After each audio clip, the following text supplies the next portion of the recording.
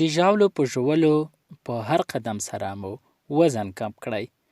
مخکې له دې چې ویډیو شروع کړو یوه وړه غوندې یادونه کوو که تر اوسه مو زموږ د یوټیوب چینل نه وي سبسکرایب، د ویډیو لاندې سور د سبسکرایب نشان ووهئ، بیا په بیل بټن باندې کلیک وکړئ، بیا په آل باندې کلیک وکړئ تر څو زموږ هره ویډیو تر ټولو اول تاسو ته در ورسیږي. آیا تاسو د وزن کمولو لپاره تر ټولو اسانه طریقې په لټه کې یاست؟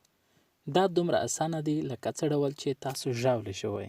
نوي جاپاني څېړنو موندلې ده چې په پیاده تګ سره ژاولو په ژولو که چیرې ژاولې ژوئ دا د وزن په کمولو کې لا مرسته کوي.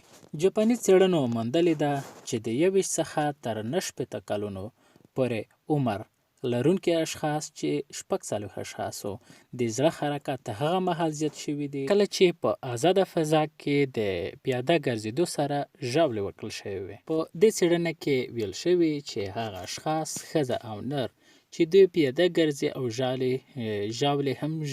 ژاولې هم ژوي دوی د وزن په کمیدلو کې بلا مرسته کوي. د ورزش او تمرین یا سپورت په وخت کې د ژاولې ژول د وزن په کمولو کې ډیره مرسته کوي. پخوانیو څېړنو ښودلې وه چې د ژاولو ژولو د آرام په وخت کې دا د زړه ضربان زیاتوي او انرژي مصرفوي.